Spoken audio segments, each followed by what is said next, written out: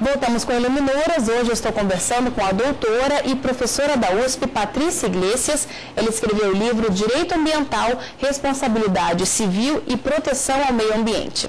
Patrícia, no bloco anterior você começou a falar sobre esse nexo causal jurídico. Fala um pouquinho mais sobre isso. Eu acho que esse é um dos temas mais interessantes hoje, porque, na verdade, esse estudo de nexo causal jurídico, ele parte mais de uma necessidade. O que acontece? O Superior Tribunal de Justiça já vem entendendo que o proprietário que adquire um imóvel desmatado é responsável por reflorestar esse imóvel. Mesmo que ele não tenha sido responsável pelo desmatamento. Mesmo que ele não tenha causado dano. E essa é uma visão a partir de 2002, Antes o tribunal dizia que não tinha responsabilidade e posteriormente passou a entender que sim. E diante disso, não há um nexo fático, porque, vamos dizer assim, não foi esse proprietário o causador do dano. Eu comecei a fazer esse estudo pensando nessa questão. E eu busquei essa visão do chamado nexo causal jurídico, que, na verdade, nada mais é do que analisar qual é o escopo, qual é o objetivo da norma. Então, se o objetivo da norma que tutela o meio ambiente é a tutela do próprio direito à vida, é a tutela de um direito fundamental, esse objetivo maior justifica que um proprietário, ainda que tenha adquirido a área já desmatada, seja obrigado a fazer a reparação do dano. Então, se aplica também uma regra que nós chamamos em direito civil de solidariedade, nos termos do artigo 942 do Código Civil. Então, todos aqueles que contribuíram para a causação do dano serão responsabilizados solidariamente, de forma que aquele proprietário que adquiriu o imóvel já desmatado responde pelo dano. Agora, Patrícia, você já disse que o Brasil tem uma legislação densa com relação à proteção do meio ambiente. Mas como é que fica o nosso país frente aos outros com relação a medidas realmente eficazes de proteção? Eu diria que esse é o principal ponto que se deve discutir hoje. Como diz Norberto Bobbio no livro A Era dos Direitos, nós corremos o risco de viver a era de ter vários direitos, mas sem efetividade desses direitos. Então, em termos de legislação ambiental, nós temos uma legislação extremamente relevante, mas o que falta? Falta a efetividade. Então, até mesmo em aula, quando eu falo aos meus alunos, eu insisto muito nesse ponto, que nós temos que agir para que haja efetividade e não que nós tenhamos normas bonitas para expor e dizer que realmente elas são, como por exemplo a responsabilidade civil que nós mencionamos há pouco, é uma responsabilidade objetiva. Não é preciso provar a culpa do causador do dano. Havendo um nexo causal, uma ação, omissão ou dano, há responsabilidade, é um aspecto extremamente importante. Agora, enquanto esse empreendedor não for responsabilizado de forma mais eficiente, digamos assim, e por isso eu mencionei também a questão do próprio dano moral, a indenização por dano moral, ele continua causando dano. Então, a efetividade ela tem que ser buscada pela própria sociedade. Afinal de contas, o artigo 225 da Constituição Federal prevê que todos têm direito ao meio ambiente ecologicamente equilibrado, mas que existe um dever de preservação que é do Estado e é da coletividade também. Agora, como é que você acha que a sociedade poderia realmente se empenhar nessa causa, ajudar? Uma medida prática, por exemplo? Pois é, eu diria que são questões culturais. No Brasil, nós não temos muito essa cultura de participação, não só para questões ambientais, Me parece que as pessoas elas são muito mais voltadas para os seus próprios interesses. Então, isso é que dificulta. Por exemplo, a título ilustrativo, nós temos o estudo prévio de impacto ambiental para atividades significativamente geradoras de dano ambiental. Pois bem, esse estudo prevê uma das suas fases, é a chamada audiência pública, que pode ter a participação de todos. Mas, assim, dificilmente as pessoas realmente participam ou tomam conhecimento, enfim, buscam saber mais.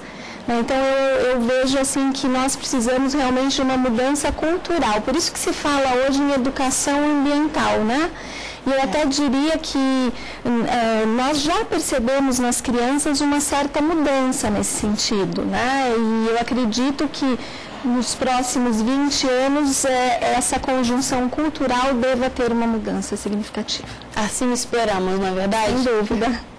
Patrícia, muito obrigada pela sua presença, parabéns pelo belo livro que você escreveu. Eu é que agradeço. Obrigada. O professor Inocêncio Mártires Coelho se orgulha por ter sido criado entre os livros. Ele abriu as portas de sua biblioteca pessoal e nos mostrou as obras que não podem faltar lá. Veja só.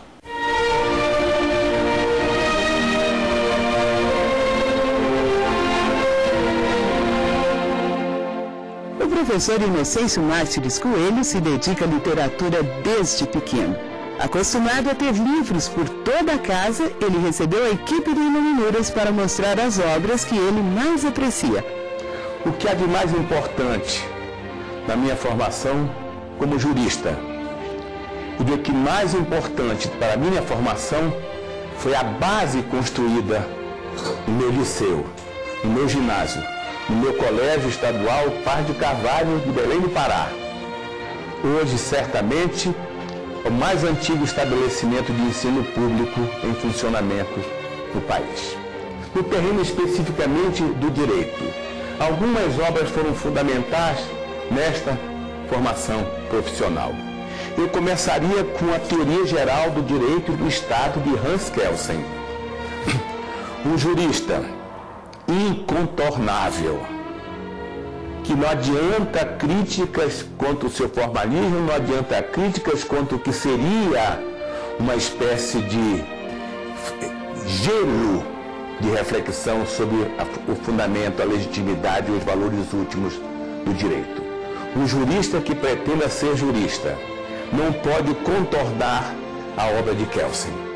Tem que trabalhar, tem que estudar, tem que refletir com ele, para ir além dele, mas a partir dele. É o que eu chamaria um arrumador de cabeça, para tornar possível críticas que não sejam superficiais, críticas seguras e profundas.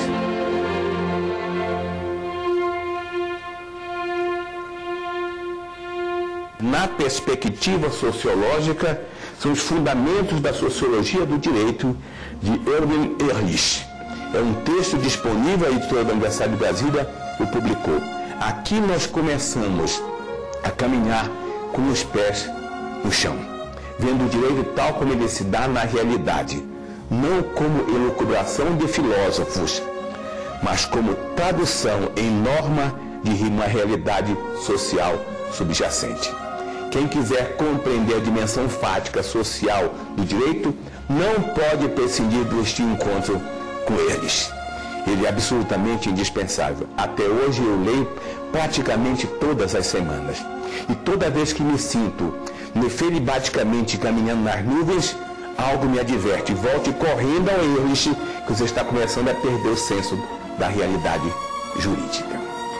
Agora, subindo um pouco mais, mas sem perder de vista a necessidade da correlação entre realidade e pensamento, entre filosofia e experiência jurídica, eu chamo a atenção para a importância deste livro, Verdade e Método, de Hans-Georg Gadamer. É ele que nos permite trabalhar em sede de hermenêutica jurídica a partir da hermenêutica filosófica que a precede e lhe serve de ponto de sustentação. Hoje estou cada vez mais convencido de que se a hermenêutica jurídica, a interpretação dos enunciados jurídicos, tem alguma coisa a nos dizer, só poderá fazê-lo se tiver consciência de que é um departamento, um setor, um ramo importante embora, mas um ramo de uma hermenêutica filosófica mais profunda. Voltando a Ortega, ele dizia que a filosofia em relação à ciência tem uma jurisdição sobranceira e que as ciências têm uma jurisdição subalterna. Trabalhar filosoficamente é trabalhar de modo radical, é ir à raiz dos problemas.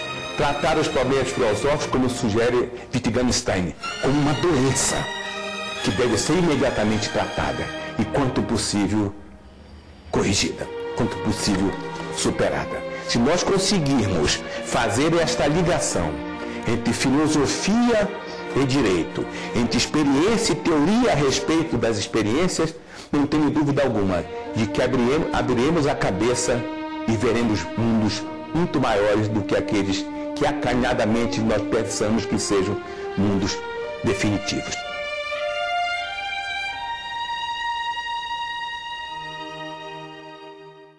O Iluminuras está terminando, mas antes você confere o que estamos preparando para o próximo programa. No encontro com o autor, uma conversa com o advogado Rodrigo Vidal, que escreveu o livro Educação Constitucional, Cidadania e Estado Democrático de Direito. E no Ex Libris, um passeio pela biblioteca pessoal do advogado e ex-ministro do TSE, José Guilherme Vilela. Ele abriu as portas de sua biblioteca e falou das obras que não podem faltar lá. E nós ficamos por aqui. Se você quiser, pode enviar uma sugestão para a gente. Anote o nosso endereço: iluminuras@stf.jus.br. Muito obrigada pela sua companhia e até o próximo programa. Tchau!